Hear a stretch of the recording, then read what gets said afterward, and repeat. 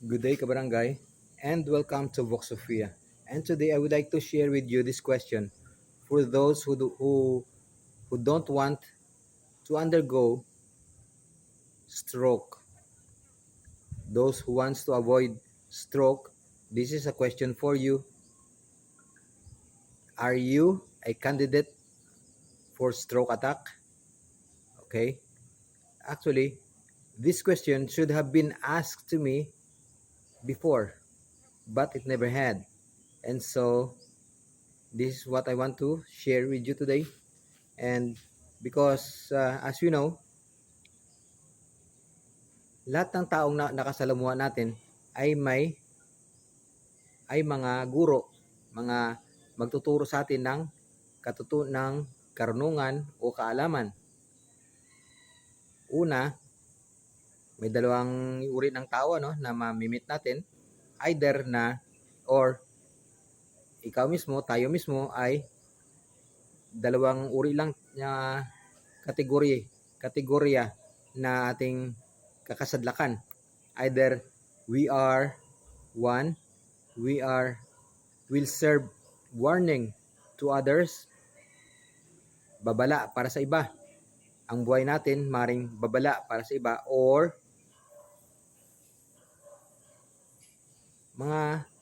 ikaw ay magiging lesson, ikaw ay magiging aral para sa kapwa mo.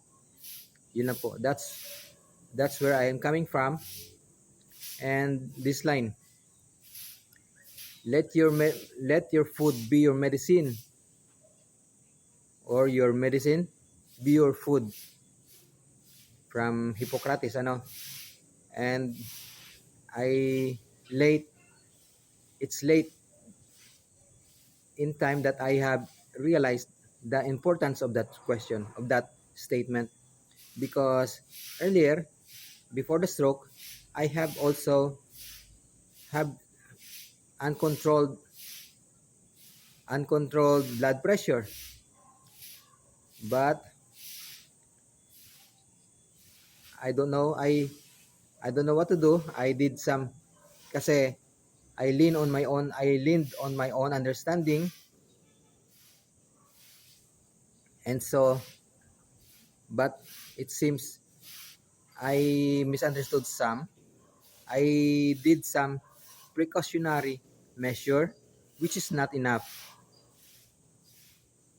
Ganon. So one mistake I made is that I although I have uncontrolled blood pressure, I see I came I went to see a doctor also, and the doctor prescribed me maintenance medicine, but I ignored those medicine because nga sa mga takot that time na if you consume, lalo na yung mga maingay na mga kitid utak din, doon ako nakinig.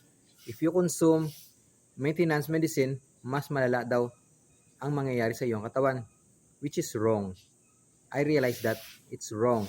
Better to have maintenance medicine, because after the stroke, I became compliant sa mga maintenance medicine na yan. So ironic, So irony. That's it. Yun po. Are you a candidate for stroke attack? Yes. If una, lagi kang napupuyat. Kasi nga ang stroke ay ugali rin 'yon. Kaya ang pangalawa is, so ang una ay lagi kang puyat, ang pangalawa is laging mainitin ng ulo. High blood. Ganun 'yon. Ang metaphor ng high blood. So merong manifest reality sa katawan ng tao. Until kung di yan makontrol, yes, you are a candidate for stroke attack. Ganon. And may mga habit pa rin na iwasan. Una, alcohol. Si Nobilino man yan, or gin man yan, London gin, or vodka man yan, yun, paborito ko noon. Stolichnaya, ano.